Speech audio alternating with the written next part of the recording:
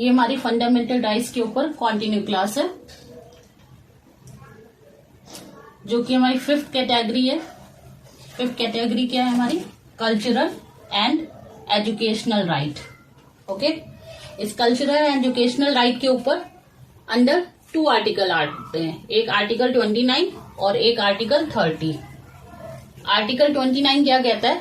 Protection of interest of minority, protection of interest of minorities.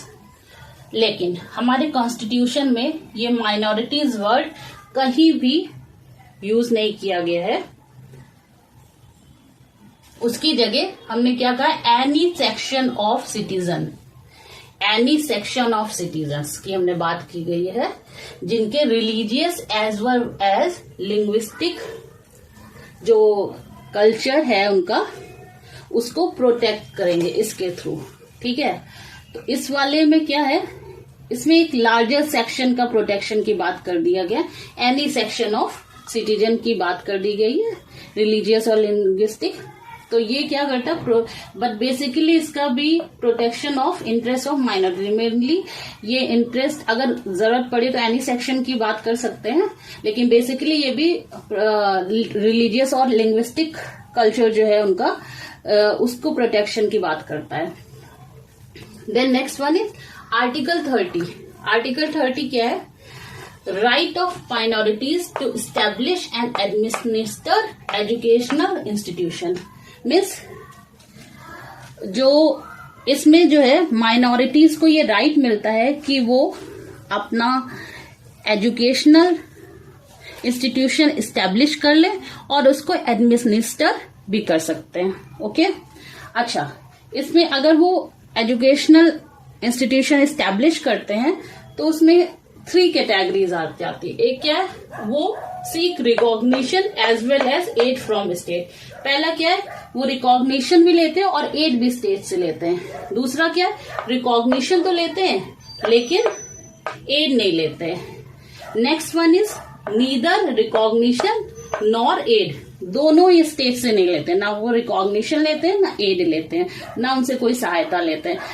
ठीक है, तो इन दोनों में जो स्टार्ट फर्स्ट है उन दोनों के लिए रिकॉग्निशन एज वेल एड और seek recognition but not aid, इन दोनों में स्टेट के हिसाब से, स्टेट जैसे चाहेगा वैसे रूल के हिसाब से ये रन करेंगे। लेकिन इसमें स्टेट का इंटरफेरेंस, जहां वो ना तो रिकॉग्निशन ले रहे हैं ना कोई एड ले रहे हैं, तो वहां पे जो है स्टेट का इंटरफेरेंस ना के बराबर होगा। लेकिन हाँ, उसमें भी ये है कि स्टेट रेगुलेट कर सकता है लेबर लॉ को, लेबर लॉ रेगुलेट कर सकता है, कॉन्ट्रैक्ट लॉ रेगुलेट कर सकता है, industrial tax, economic regulation etcetera को वो रेगुलेट फिर भी स्टेट कर सकता है, इवन दो आप कोई एड नहीं ले रहे हैं।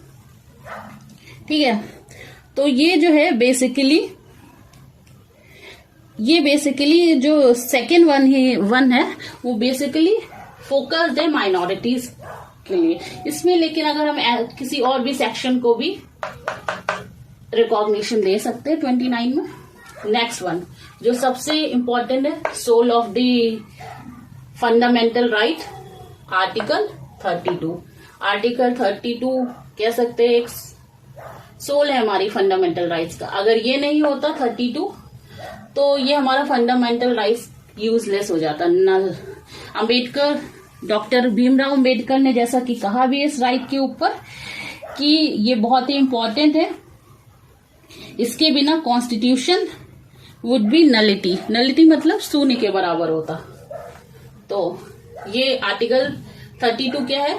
Right to constitutional remedies. अच्छा,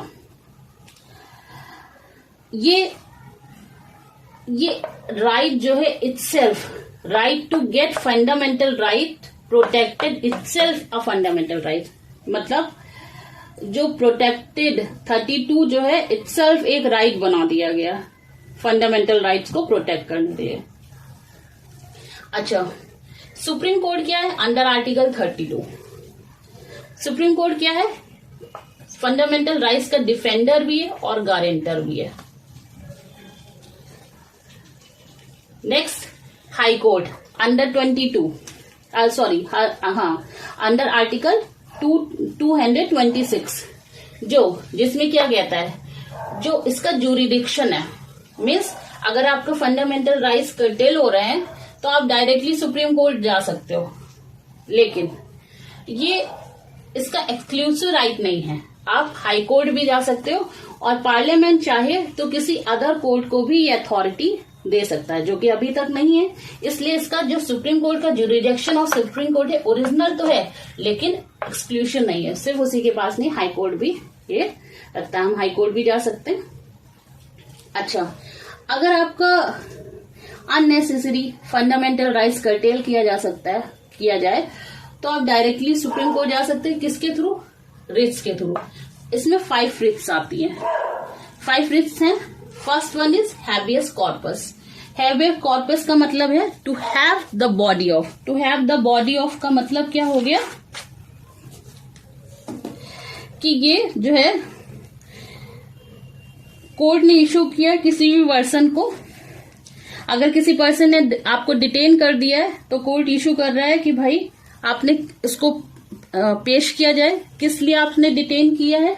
अगर आपने लॉफुली नहीं है, लीगलिटी नहीं है उसमें, तो ये उसको रिलीज करने का ऑर्डर तुरंत देगा।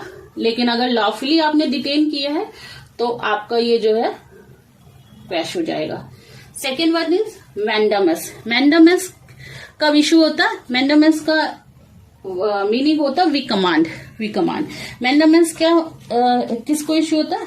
मैंडामेंट जो है कोर्ट जो है पब्लिक ऑफिशियल जो पब्लिक ऑफिशियल है उनसे अगर कोई वो ड्यूटी अपनी परफॉर्म करने में फेल हो जाते हैं तो वो इशू करती है मैंडामेंस के थ्रू आप जाते हो, ठीक है। ये किसी भी पब्लिक बॉडी, कॉर्पोरेशन या फिर नीची जो सिविल कोर्ट्स है उनको भी इशू कर सकती है कि भाई आपने रिलीफ नहीं दिया है, तो ये उनके अगेंस्ट इशू हो सकती है। प्रोहिबिट का मतलब क्या होता है? टू फॉरबिड मतलब हायर कोर्ट जो है लोअर कोर्ट को या ट्रिब्यूनल को प्रिवेंट कर सकती है कि आप भाई अपना ज्यूरिडिक्शन एक्सीड नहीं कर सकते हैं, या फिर उनकी जगह वो अपना ज्यूरिडिक्शन उनको देती है, मीन्स उनसे वो अथॉरिटी ले लेती है। क्यों? अगर वो आपके केस में कुछ कर नहीं रहे डायरेक्ट, तो उनको डायरेक्ट इस केस में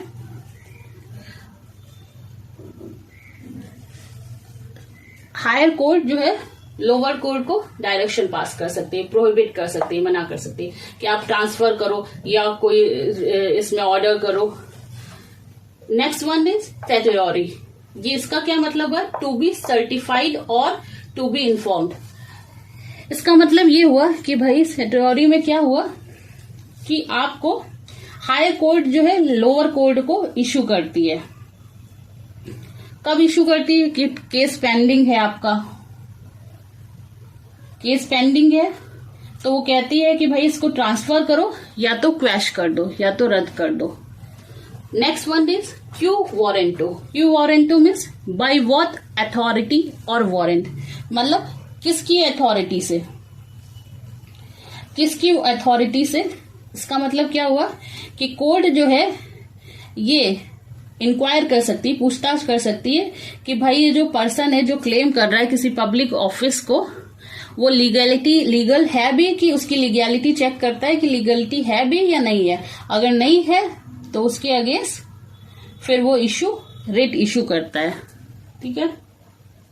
तो ये अंडर आर्टिकल, ये सोल ऑफ दी हमारे फंडामेंटल राइट्स का आर्टिकल 32 है। इसके बिना आर्टिकल फंडामेंटल राइट्स का कोई भी मीनिंग नहीं है। ये हमें क्या करता है? इसके थ्रू हम इसको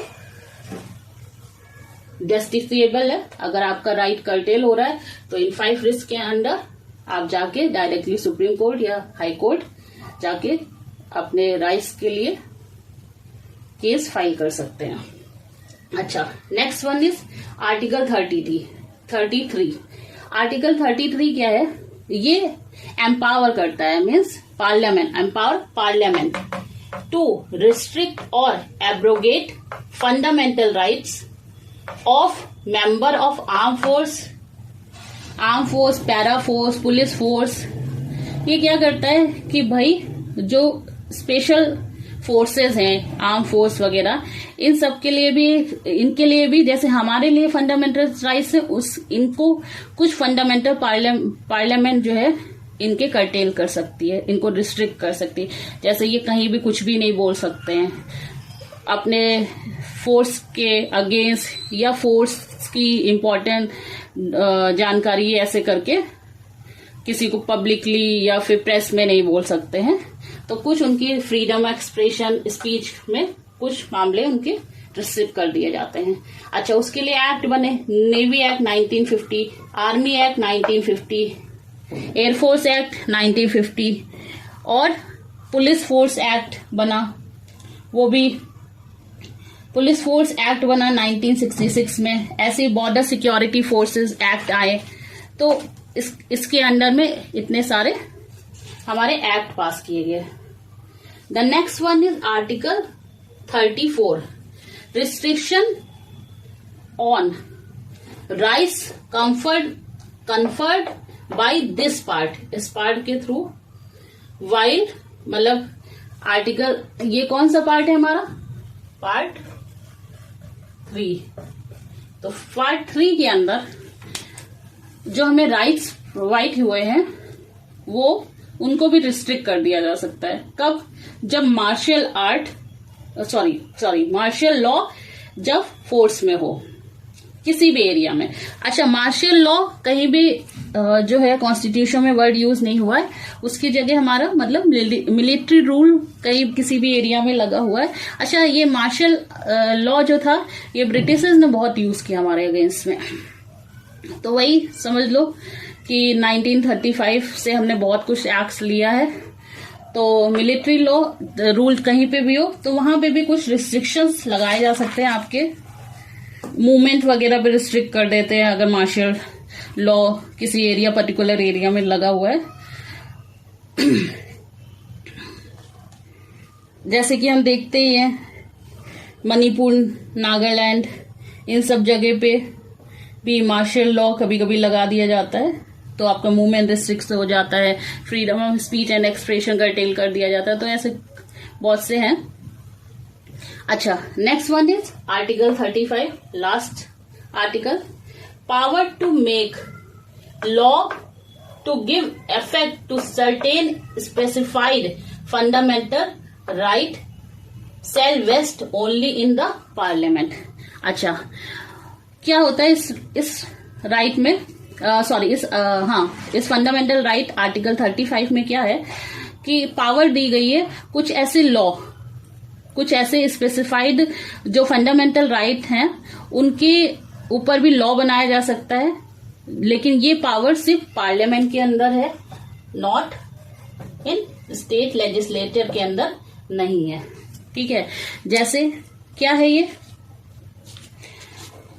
तो ये पावर क्या है, जैसे article 16 condition of employment, article 32 supreme court के अलावा हाई कोर्ट को इशू कर सकता है रिट्स वगैरह, किसी और भी कोर्ट को हम ये पावर दे सकते हैं।